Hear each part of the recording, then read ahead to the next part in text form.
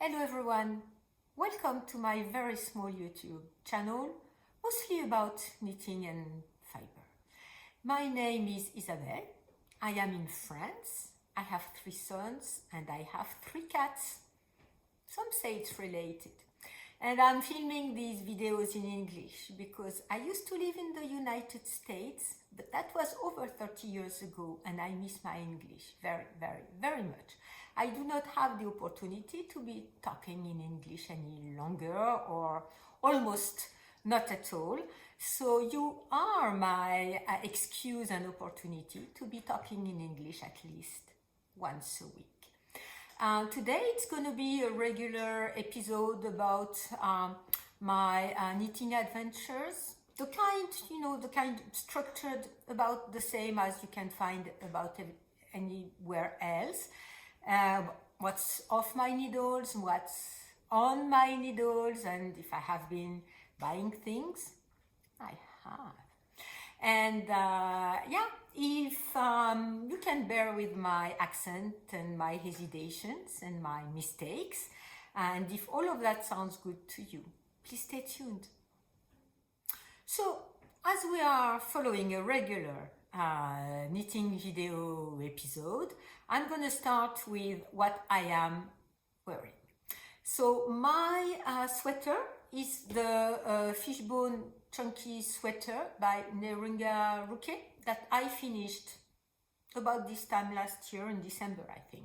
December 24. Okay, on Christmas Day. I did not recall. So I finished this sweater last year and I've been wearing it a lot.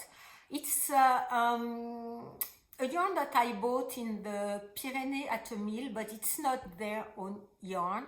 It was labeled as Irish Donegal yarn. No label, but the lady told me.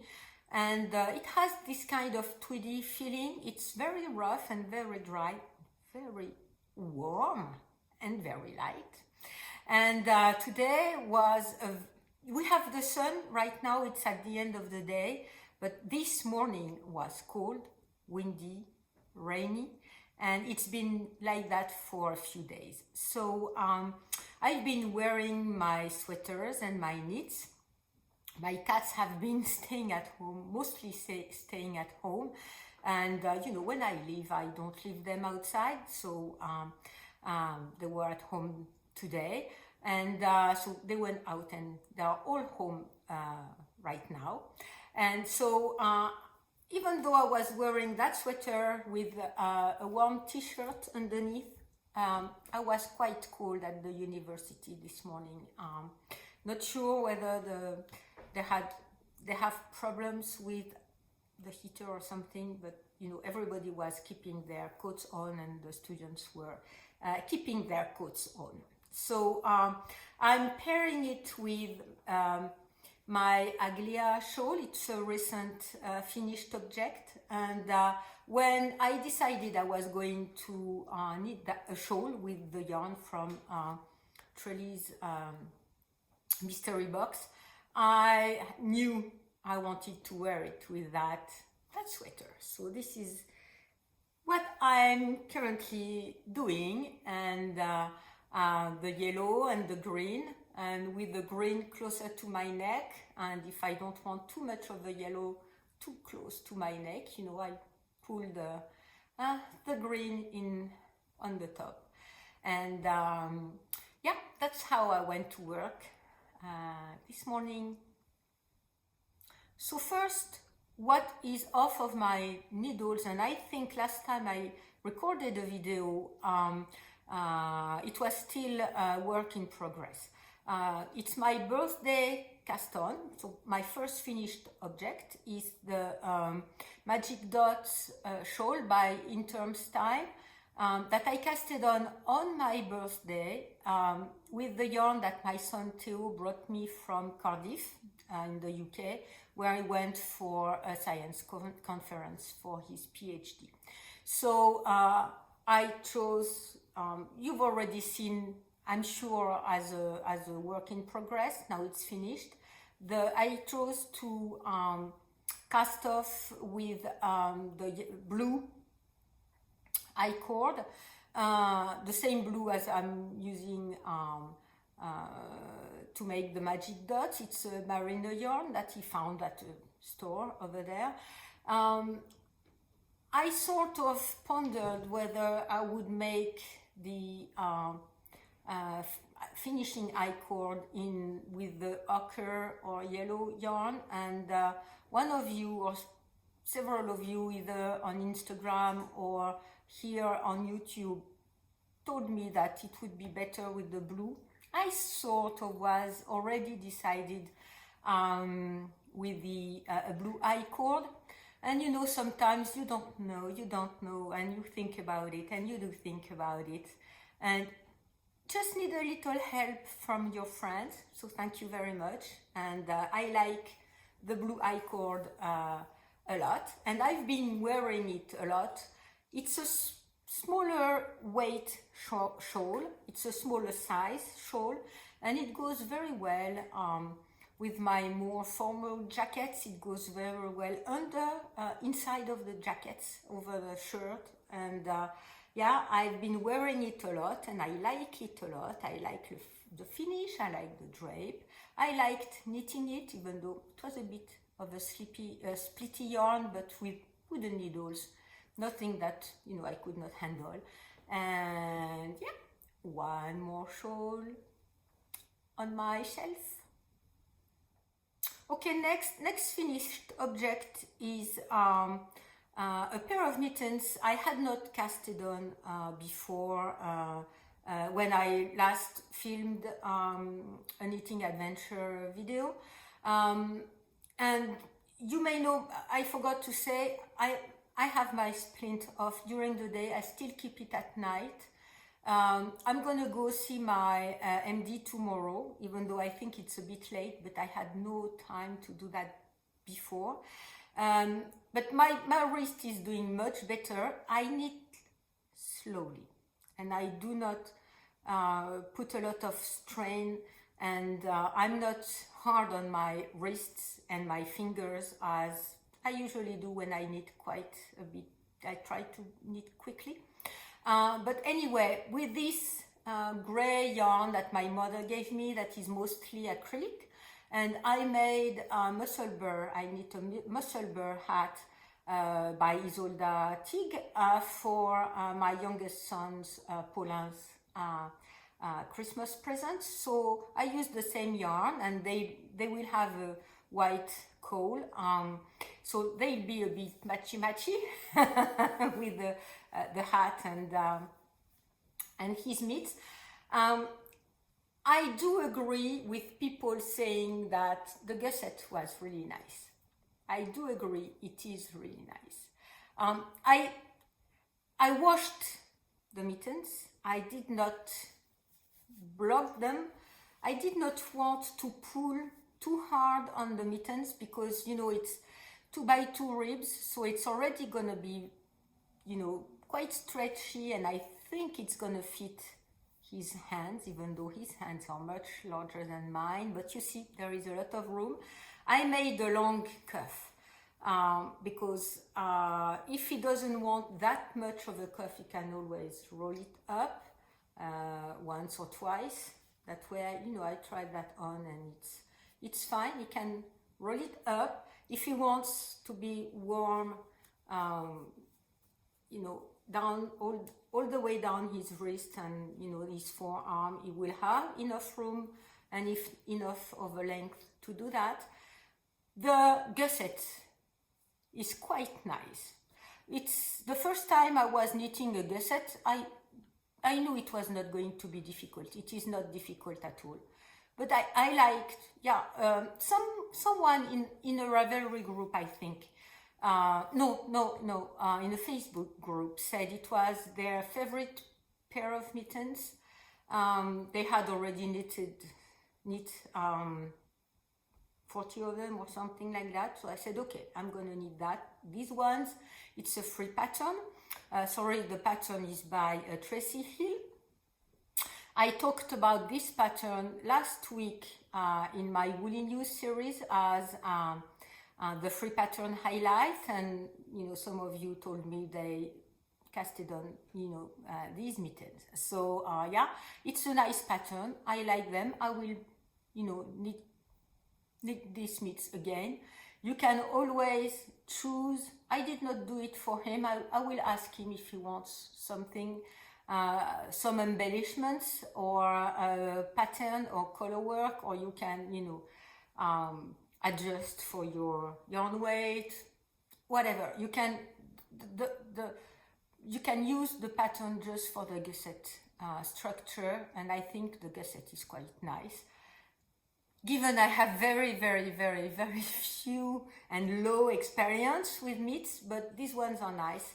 And yeah, that's my second finished object. And with that one, I still have one scarf to do. And for now, with that one little scarf of mine, my trendy little scarf, I will be done with my Christmas presents. So if I want to make extra things, I will have enough time. They have, my sons have asked me for bags when they saw the little bag I made last time. I think I've showed that to you already. So if I have enough time, I will make bags for them. If I don't, I won't, and I will make bags for another time. Okay, so what's on my needles? And I have to say, for now, the sorrel sweater is not on needles at all, because I finished the length of the body. How can you see that? Can you see that? Maybe that's fine. Maybe it's better that way, you have the sun. So I finished the body, and as I was, I did not want to hurt my wrist, and I think I will be able to start the sleeves next weekend. I did not start the sleeves yet. I haven't started the sleeves yet. But yeah, the body is finished. I like the length. It may be a bit better if I block it width-wise. I try to get a bit more width. It's not fitted on my body, not at all, but I wanted something a bit looser than what it is right now. But we'll see how it's when the sleeves are finished. Here is the back. And I have to say, I love the fade. When I showed it last weekend, my eldest son, Samuel, came home with his girlfriend and we had lunch together. They were saying that it was very impressive. They had not seen it before. I had not showed them. It was very impressive. It was very beautiful, and they thought it was very beautiful. And I think it's an extremely beautiful pattern. I like the deep stitch, the way it shows that way.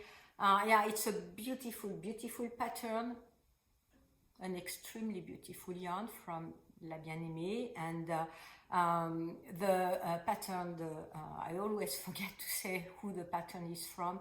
The sorrel is by Woolen Pine, and I gifted some away when I did my last giveaway, my 1 year of knitting video giveaway, because this channel has been up since 2011. I was making videos for my students before we had platforms at the university for that, but and I removed all the videos. But yeah, an extremely pleasant pattern, stunning to me. Finished. That will be a stunning sweater once it's finished. So yeah, I'm very happy with it, and I'm still very happy with it, and I will cast the sleeves on, most probably this weekend. Okay, so next work in progress is also a new cast on that you haven't seen yet, and I really wanted to cast on. I'm not sure I will have enough time to cast on with all 3 or 4 colors Theo gave me. So I casted on something with the cherry red merino yarn. And this is the Murakul by Olga Buraya-Kefelian. This one has been on my queue for a very long time. It's a textured caul. It's very easy to make. I highly recommend it because we'll see when, you know, the cord is quite stiff with these needles, so you can't really have a sense of the structure. But it's a highly structured caul, very, you know, it's very simple. It's not a difficult knit at all. I do encourage you to cast on, get the pattern and cast on, because it's easy and it will be stunning. So I really had an hesitation for this thread whether I would want a caul or a hat. Maybe I will have enough yarn for both, I don't know. And I decided for a caul because I already have a beret, a wool beret, a red wool beret, so I guess it would go nicely with it. And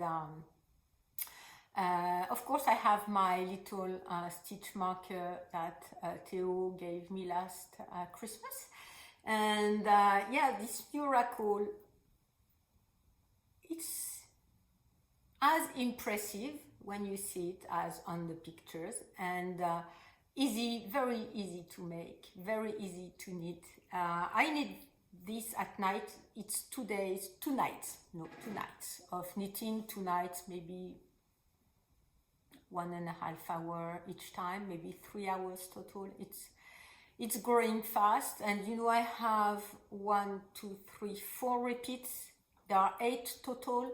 I'll see if I go further up with the caul or if I stop with 8 repeats. I'll see how much yarn I've left, if I have enough to make a beanie, for example, or you know, I'll decide what I'll make. But yeah, that's my second birthday cast on, and I wanted to cast on most of the yarn I had for my birthday during my birthday months. My next cast on, birthday cast on, with the yarn Paulin and Morgan got me for my birthday, the DMC yarn they bought in Paris, in Lille Vessel, the very beautiful yarn store. So I'm casting on the Gingham neck warmer in double knit. So it's going to be quite an experience because I have never made double knitting. So, you know, first that was one way for me to test and make something in double knitting, because I have never been doing that and I really wanted to do it. Second, it's an I-cord cast on, very beautiful finish, and you keep, it's not an I-cord that you make and then you what's the name of that? Anyway, you cast on stitches from the I-cord every row, 1 stitch per row. No. You make the I-cord and the stitches stay on the cable.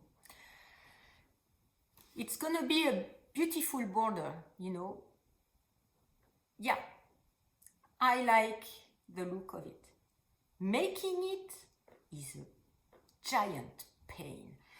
I don't enjoy making it at all. Why don't I enjoy it? It's not the fact that you need an I-cord. You know, I cast off my sleep extravaganza with almost 1,000 stitches, not quite, but almost, with an I-cord. I did not think it was a burden. I did not think it was a pain. This one is a pain because if you want your I-cord to look nice, you know, just forget the little irregularities. But if you want the I-cord to look nice and the stitches to look nice and be nice, you have to pull quite strongly on the yarn once you knit one back and the front and back to make one additional stitch. And then you go on with the I-cord. You need the remaining 3 stitches and you put 4 back on your left needle, and the first one you knit back front and you knit the other ones, and everything, etc. For that to look regular, and I think here something happens, I missed a strand or 2 from the yarn, you have to pull very hard when you make one stitch, and you have to keep that yarn tightly pulled on your finger or whatever, how you make it, up to the next. So I'm casting on 5-10 stitches at a time, and I stop. So this is a marker for 50 stitches. I have 96 or 98, I do not recall, to cast on. As there is not much give on the I-cord, I'll see if it should be okay. It's about half of my neck, but if it's not wide enough, before I join, I'll see if I make an additional repeat from the motif or not. I think it goes, I do not recall, it's an 8 stitches repeat. I will have to check the pattern. It's a free pattern, you can have a look at it. Whatever, I'll add an additional repeat if I think it's gonna be too tight on my neck or my head, and to wear it. And yeah, it's a very huge giant pain for me to cast on with the I-cord cast on method, to keep the stitches live on the cable once you make the I-cord. Otherwise, I like the look of it. I like the idea of knitting the Gingham pattern, the double knit. I like the idea too. Yeah, it's just the cast on that is a giant pain, and my lady cat is asking to go out. I'm not sure I'm gonna let her out because the rain is gonna be coming again. So if she insists, I will let her out. If she doesn't, I won't open her, and she will stay at home until tomorrow. So okay, that's all for what I have made or what I am currently working on, and we're going to be moving to an acquisition because that is at the same time sort of a life update. On the November 11th, that's a holiday in France, so I went to see my mother. I was supposed to, I went on the 12th, the Saturday. I was supposed to spend 3 days there with her, but she organized other things during the Friday and the Sunday, so I just spent the Saturday with her. So I drove half a day to go there and half a day to come back. That's okay. And what she had scheduled, and I was fine with that, there was an event which is called Création autour du fil, creations with threads.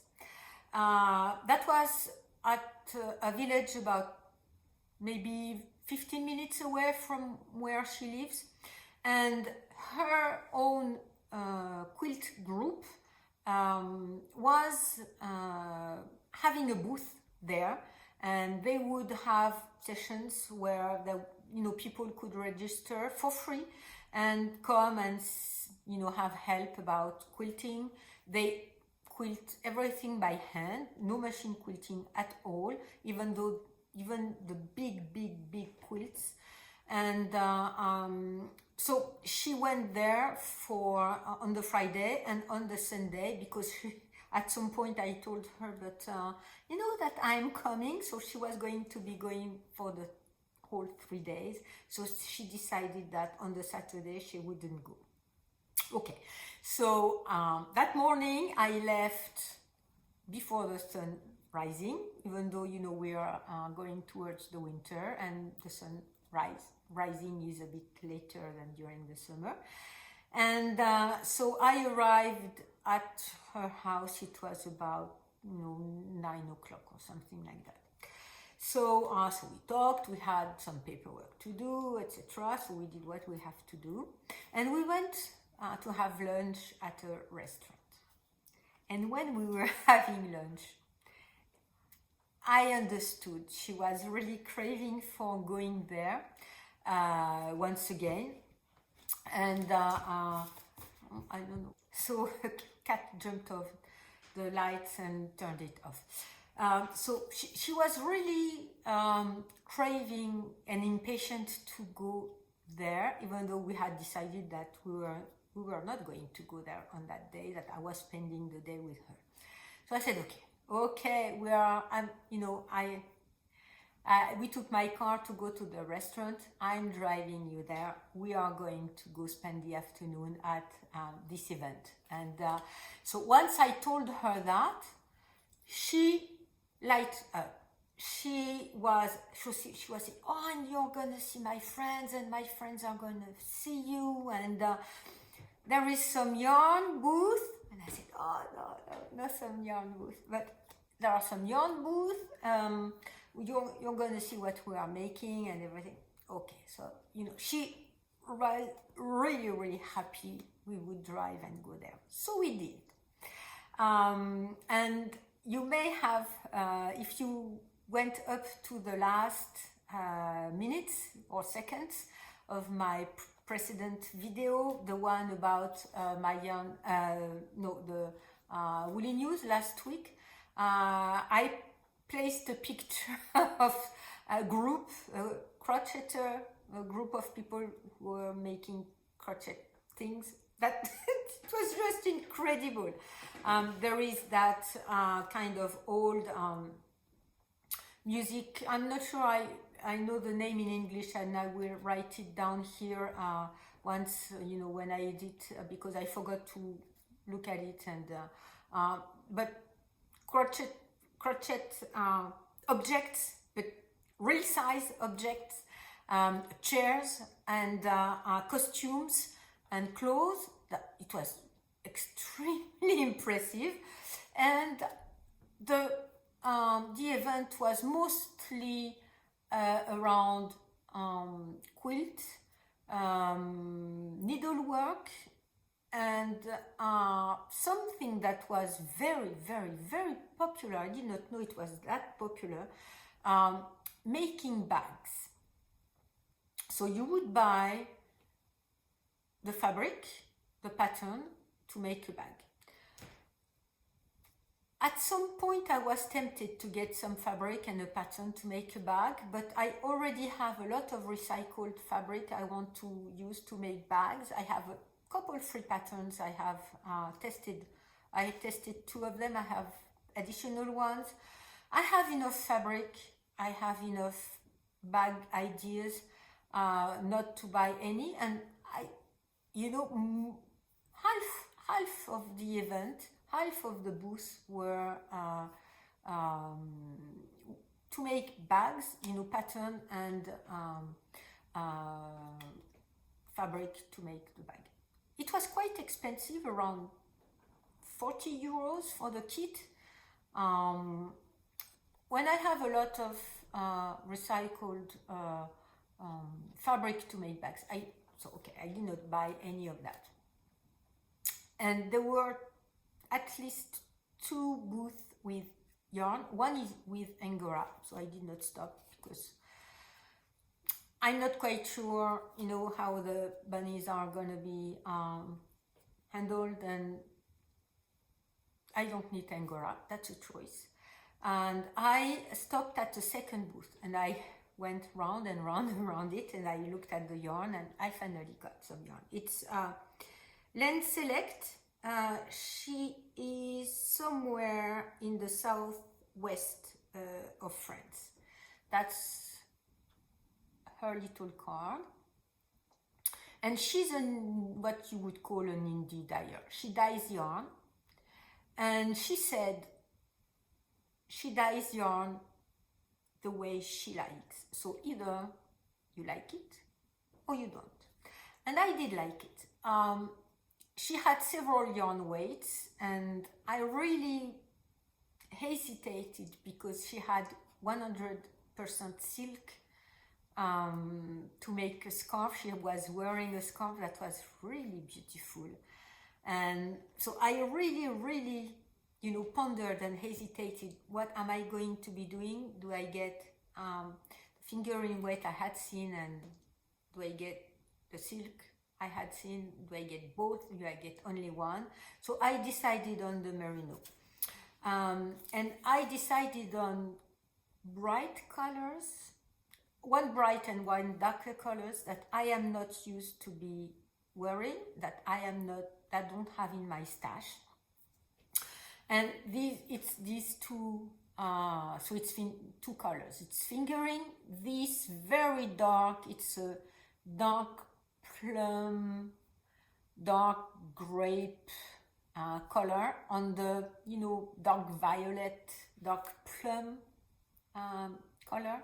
And this bright yellow, orange, pink, fuchsia, that I think go quite well together, and this is going to be a shawl. At first I had decided on a shawl. I'm gonna stop for 1 second here to get the name because I forgot to bring the pattern up. Okay, yes, it's Limelight by Anna Joanna. It's from the 52 Weeks of Shawls book.